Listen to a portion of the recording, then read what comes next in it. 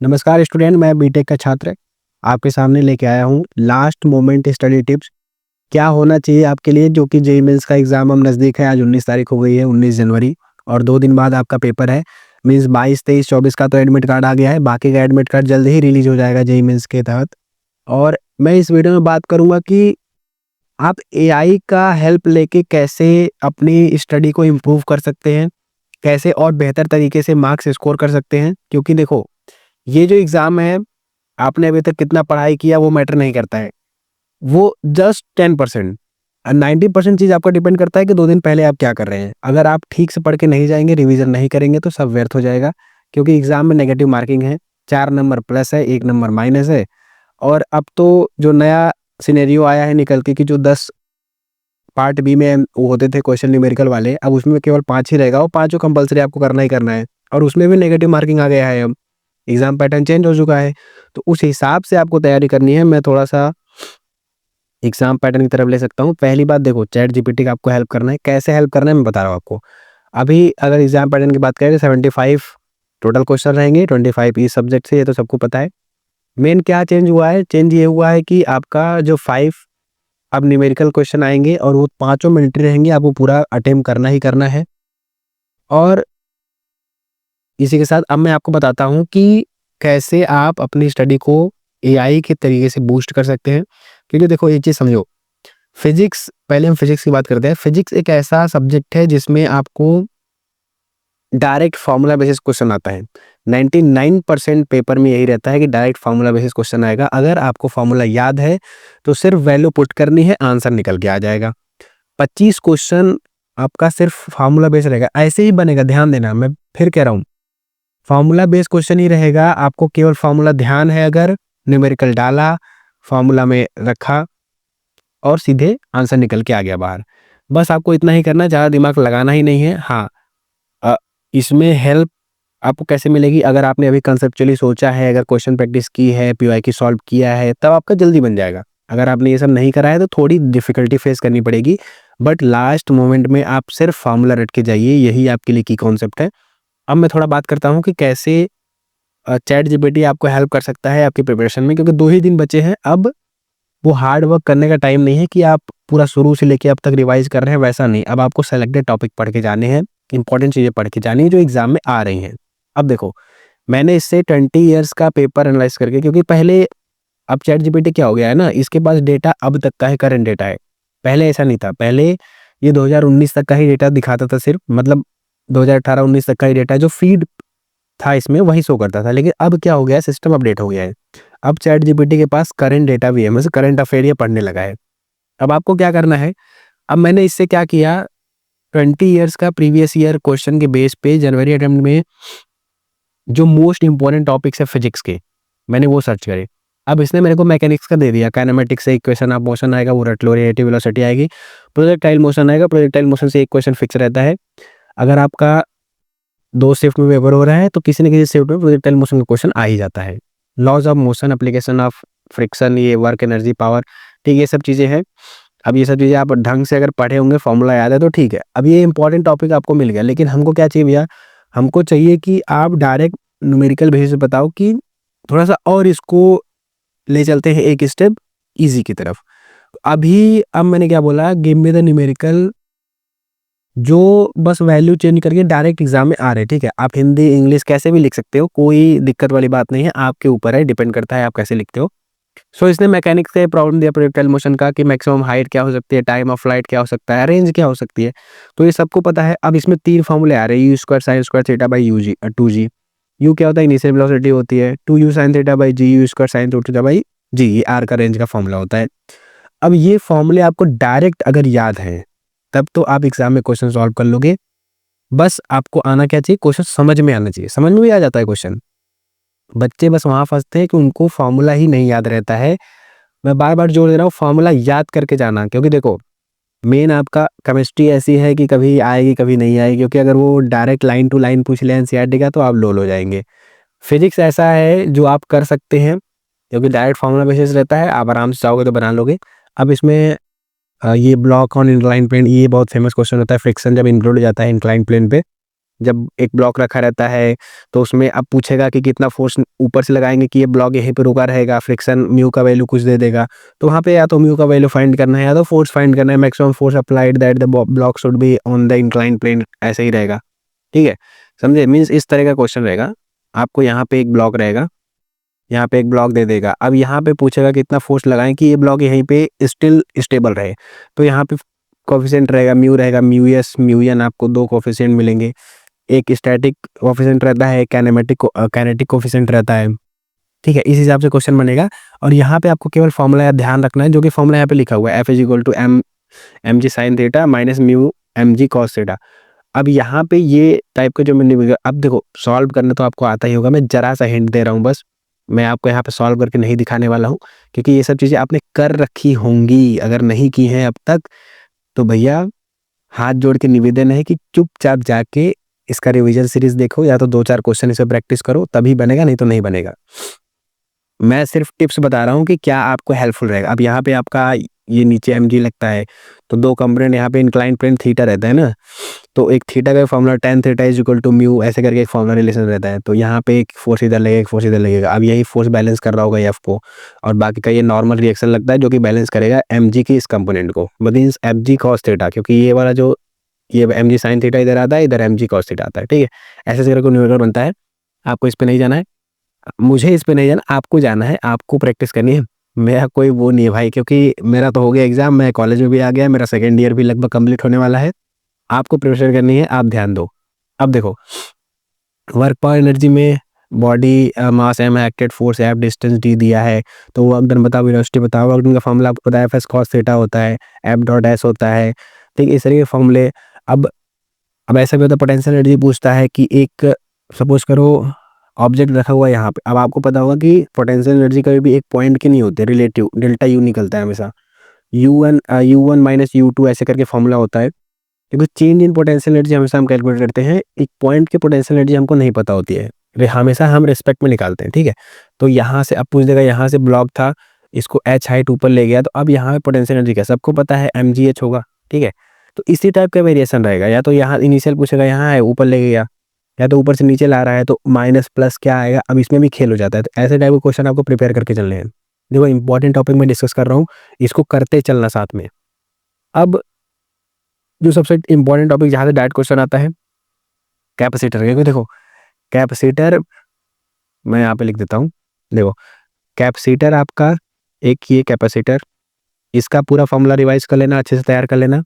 एक रेजिस्टेंस, ठीक है, और एक इंडक्टेंस जो होता है ना वहाँ पे लगता है इंडक्टेंस।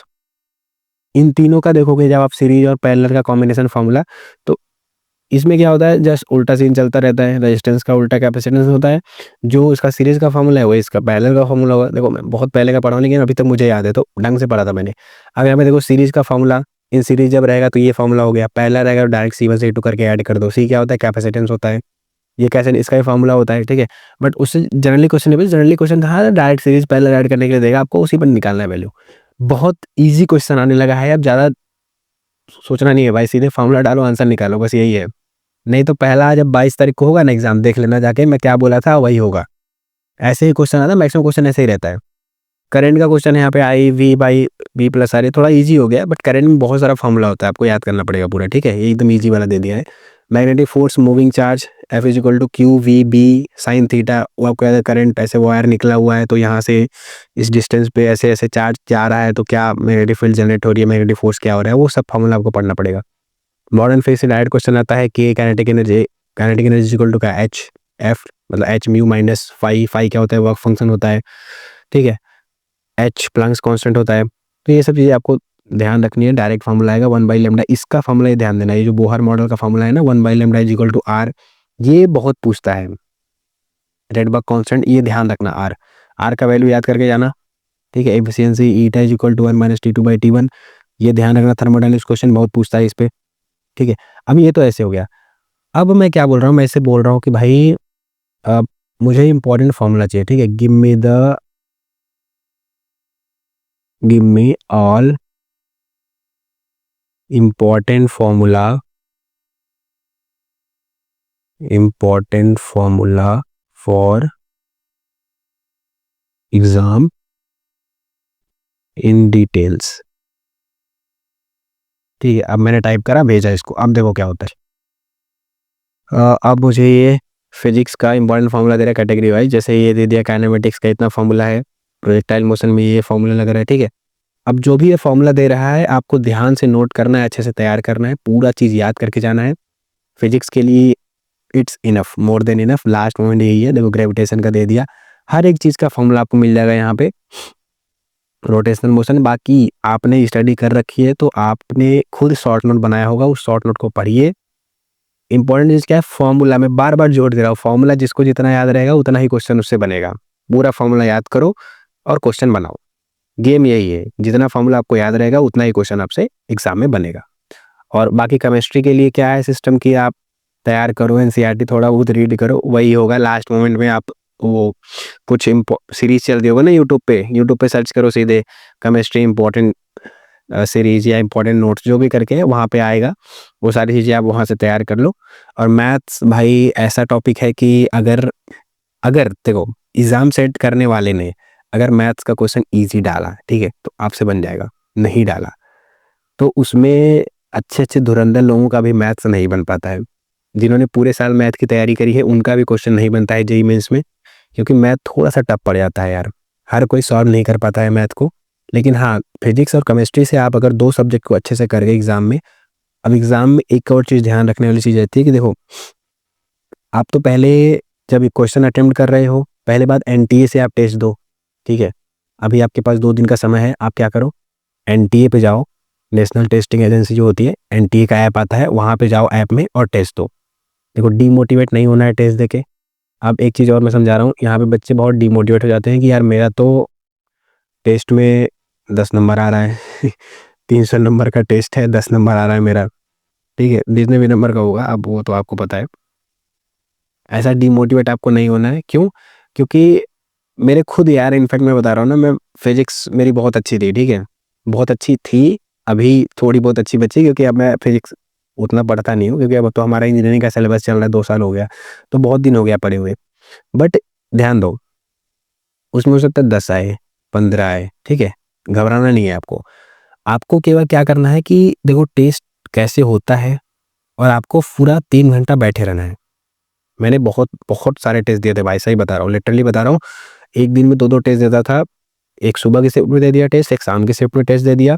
और हर टेस्ट में जब वैसे टेस्ट सेट होता था, एनटीए वाला नहीं, ठीक है, अगर किसी एग्जाम बुक से टेस्ट दे रहा था, किसी दूसरे ऐप से टेस्ट दे रहा था, तो वहाँ पे मेरा कोचिंग में टेस्ट जब टेस्ट दे रहा था तो वहाँ पे लगभग अप्रॉक्सीमेट बता रहा हूँ 90-100, ठीक है, इतने मार्क्स मेरे बन रहे थे, अप्रॉक्स इतने बन रहे थे हर टेस्ट में।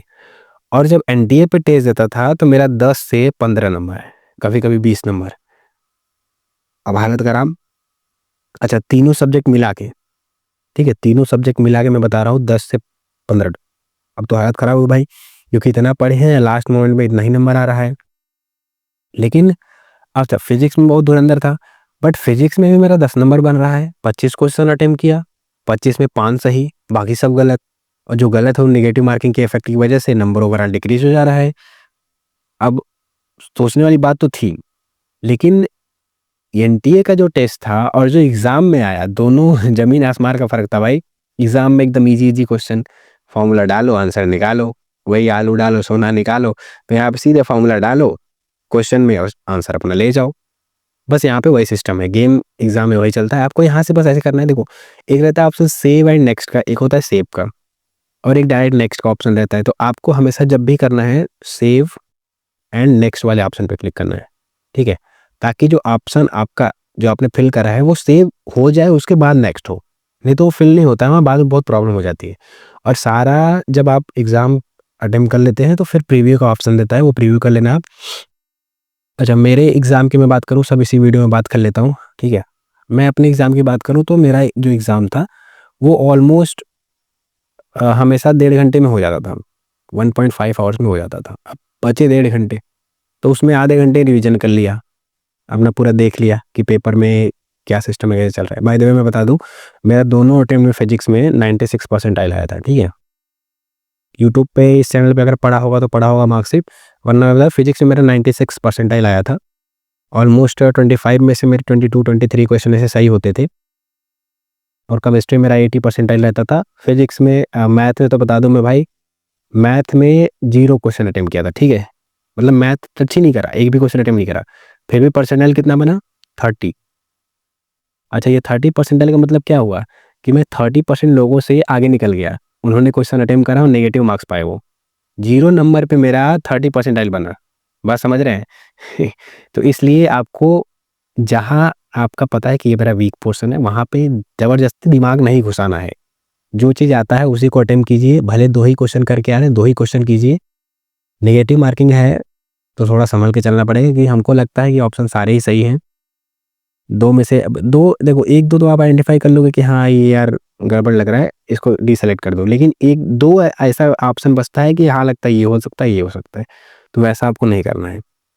तो आपको मोटा-मोटी देखो, मोटा-मोटी यही चीज़ है कि केवल फॉर्मूला याद करो फिजिक्स का, वहीं से परसेंटाइल आपका उठेगा और पहले अटेम्प्ट में अगर आपने अच्छा खासा परसेंटाइल स्कोर कर लिया, तो फिर आप एडवांस की तैयारी कर सकते हैं। सेकंड अटेम्प्ट में आप एडवांस के लिए जा सकते हैं। लेकिन पहले अटेम्प्ट में आपको अच्छा खासा तैयार करना पड़ेगा। और ऑल द बेस्ट आप सभी को कि आप अच्छे से एग्ज़ाम लिख के आएँ और अच्छा परसेंटाइल स्कोर करें और अच्छे कॉलेज में एडमिशन लें।